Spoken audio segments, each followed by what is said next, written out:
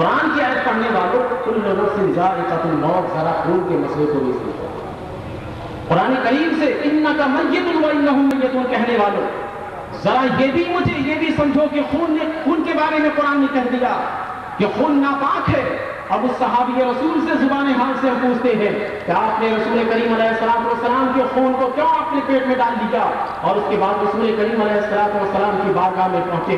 رسول کریم علیہ السلام کی بارگاہ میں جب پہنچے، سرکار نے دیکھ کے مسکرایا، فرمایا کہ تم نے خون کو کہاں رکھا؟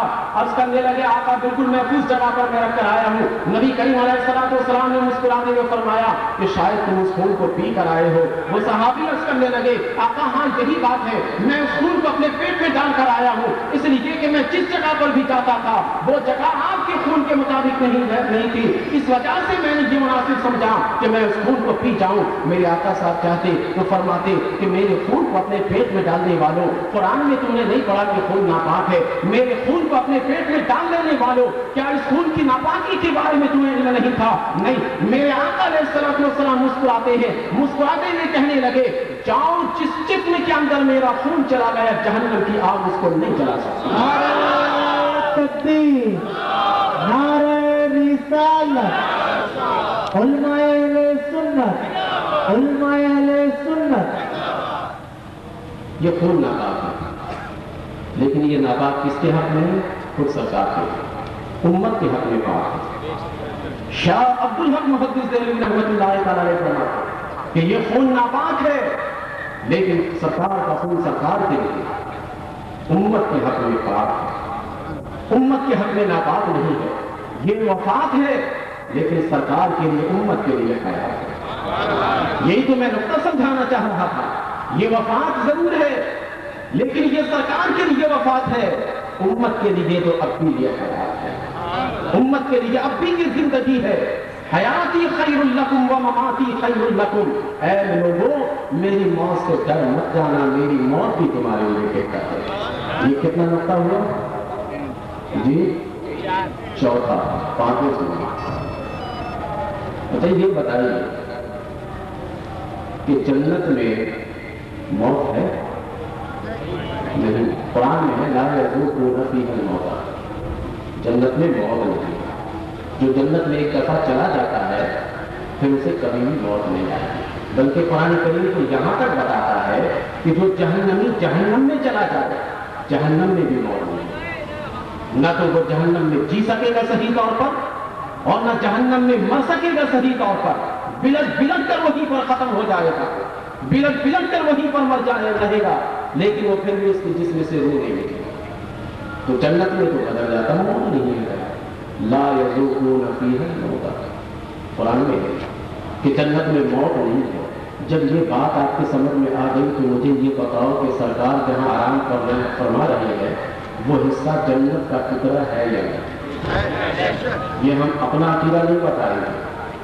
شفا شریف میں قاضی ایاز رحمۃ اللہ تعالی علیہ فرماتے ہیں، قاضی ایاز رحمۃ اللہ تعالی علیہ فرماتے ہیں کہ سرکار مدینہ علیہ الصلوۃ والسلام کا جسم اقدس جس قبر انور میں ہے وہ قبر انور کا حصہ اور محراب و منبر کا حصہ جو درمیان کا حصہ ہے کل قیامت کے دن بیائی نہیں اٹھا کر جنت میں رکھ دیا جائے۔ وہ جنت ہے، جنت کی طرح کی بات نہیں ہے بلکہ خود وہ جنت ہے، روضۃ من ریاض الجنہ ہے، روضۃ من ریاض الجنہ ہے۔ وہ یہ نہیں فرمایا گیا ہے کہ یہ جنت کی طرح ہے۔ ہماری قبر کو آپ یہ کہہ سکتے ہیں کہ یہ جنت کی طرح ہے، جنت کی باغوں کی طرح ہے۔ آپ کسی ولی کامل کی قبر کو کہہ سکتے ہیں کہ یہ جنت کی طرح ہے، لیکن میرے آقا علیہ الصلوۃ والسلام جس قبر انور میں آرام فرما رہے ہیں اس کو جنت کی طرح مت کہیے بلکہ کہیے کہ یہی جنت ہے۔ اس وجہ سے کہا یہ جاتا ہے کہ آپ اپنی بشریت کو اور میرے آقا کی بشریت کو آپس میں مت ملاؤ۔ ہماری بشریت عام مٹی سے ہے اور سرکار کی بشریت جنت کی مٹی سے ہے۔ ہماری بشریت عام مٹیوں سے ہے لیکن سرکار کی بشریت کو دیکھیے گا تو وہ جنت کی مٹی سے ہے۔ سرکار مدینہ علیہ السلام جس قبر انور میں آرام فرما رہی ہیں وہ جنت ہی تو ہے، اس حصے کو بے عیل نہیں اٹھا کر جنت میں رکھا جائے گا۔ تو جب آپ نے یہ سمجھ لیا کہ جنت میں موت نہیں ہے، جنت میں حیات ہی حیات ہے، تو اب مجھے یہ بتا دیجئے کہ جنت میں جب موت نہیں ہے، حیات ہی حیات ہے، تو قبر انور میں میرے آقا وفات سے ہوں گے یا حیات سے ہوں گے؟ جب حیات سے ہیں تو میلاد مصطفیٰ نہ مانا تو کیا وفات مصطفیٰ مانا؟ تعجب کی بات ہے۔ عقل ذرا سی بھی ہو۔ یہ 5 نقطوں کے بعد پھر میں اب آپ کو ذرا سا تاریخی حوالے کی طرف لے کر آتا ہوں۔ 12 ربیع الاول شریف ہم اور آپ اس دن حضور صلی اللہ علیہ وسلم کی ولادت کی خوشی مناتے ہیں۔ کہتے ہیں اس دن سرکار کا وصال ہے، تم وصال کو چھوڑ کر اس دن خوشی مناتے ہیں۔ آپ نے کیسے سمجھ لیا کہ 12 ربیع الاول کو سرکار کا وصال ہے؟ میں تاریخی حقائق کی وضاحت چاہتا ہوں آپ کو۔ میں نے جس سورت کی تلاوت کی اذا جاء نصر اللہ والفتح، یہ سورت تفسیر روح البیان، اس سورت کی بحث کرتے ہوئے فرماتے ہیں علامہ اسماعیل حق کی بروسی رحمۃ اللہ تعالی علیہ کہ یہ سورت میدان منی میں حجۃ الوداع کے موقع پر سرکار دو عالم علیہ السلام پر نازل ہوئی۔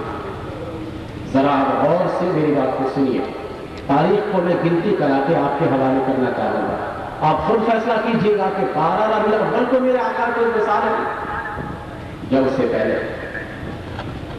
حجۃ الوداع کے موقع پر مینا کے میدان میں سرکار پر یہ سورت نازل ہوئی۔ حوالہ میں نے دیا کس کتاب کا؟ تفسیر روح البیان، اسی سورت کی تفسیر میں، اور سب سے آخری سورت یعنی مکمل سورت نازل ہونے والی سورتوں میں سے یہ سب سے آخری سورت ہے جو میرے رسول پر نازل ہوئی۔ میدان مینا میں حاجی لوگ جمع ہوتے ہیں 10 تاریخ کو، 11 کو، 12 کو۔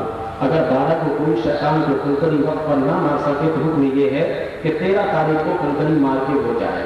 تو چلیے صاحب، اب آپ یعنی حجۃ الوداع کے موقع پر نبی کریم علیہ السلام پر یہ سورت 10 تاریخ کو نازل ہوئی، اور اس کے بعد علامہ اسماعیل حقی بروسی رحمۃ اللہ تعالی علیہ فرماتے ہیں وَعَاشَ عَلَيْهِ السَّلَامُ 80